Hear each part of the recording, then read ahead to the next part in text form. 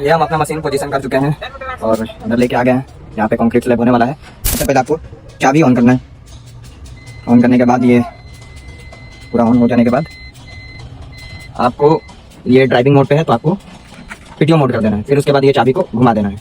अब आपको क्लच दबा के इंजन स्टार्ट करना है। इंजन स्टार्ट करके आपको ये 8 नंबर गियर में डाल देना है और आपका पीटीओ लग गया।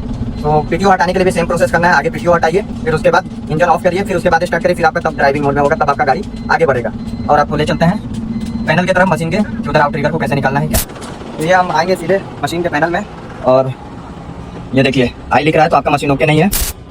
इमरजेंसी रिलीज करेंगे और ये लोकल पे है तो आउट ट्रिगर काम करेगा। बीच में रिमोट है और इधर सर्विस है तो बीच में रहेगा तो रिमोट काम करेगा। अभी इमरजेंसी हमने छोड़ा दिया, इसको दबाएं, अब मशीन हमारा ओके हो गया। तो अब हमारा आउट ट्रिगर निकलेगा। तो देख सकते हैं ये आउट ट्रिगर आपका निकल रहा है। यहाँ पे एक ये जो बटन है इसको दबा के, ये न्यूट्रल वाला दबा के और ये वाला लीवर दबा के आउट ट्रिगर हमारा निकलता है स्विंग स्टेटर का। तो ऐसे ही हम आउट ट्रिगर को निकालेंगे और फिर से जब हमको रिमोट पे करना रहेगा तो लोकल को रिमोट पे करके ये हमारा मशीन पोजीशन हो रहा है। ये इसका मैनुअली पैनल, यहाँ से आपको आरपीएम बढ़ेगा, स्ट्रोक लेगा और ये लाइट का है, ये पानी का है और ये कंक्रीट का आउटपुट कितना मतलब करना है प्लस माइनस 4 5 6 7 8 9 10 वो चीज़ है। कभी भी साइट पे मशीन लगाए तो सबसे पहले आप लोकेशन अपना चेक करें कि पूरा बराबर है या नहीं है। नहीं है तो साइट सुपरवाइजर को, साइट इंजीनियर को बोल के आप कह सकते हैं कि यहाँ पे ये चीज़ कमी बेची है तो वो आपको करके देंगे। फिर आप तभी आप अपना मशीन पोजीशन करिए, रिस्क मत लीजिए क्योंकि मशीन हैवी है, नुकसान होगा, चोट लग जाएगा किसी को, क्योंकि साइट फील्ड में बहुत सारे लोग काम करते हैं। तो ये हमारा रिमोट। एक बात का स्विंग स्टेटर में हमेशा ध्यान रखना है, ये जितने भी स्विच हैं ये सारे स्विच न्यूट्रल पोजीशन में रहेंगे तभी आपका मशीन ओके होगा। तो यहाँ से अब हम इसको रिमोट पे करेंगे।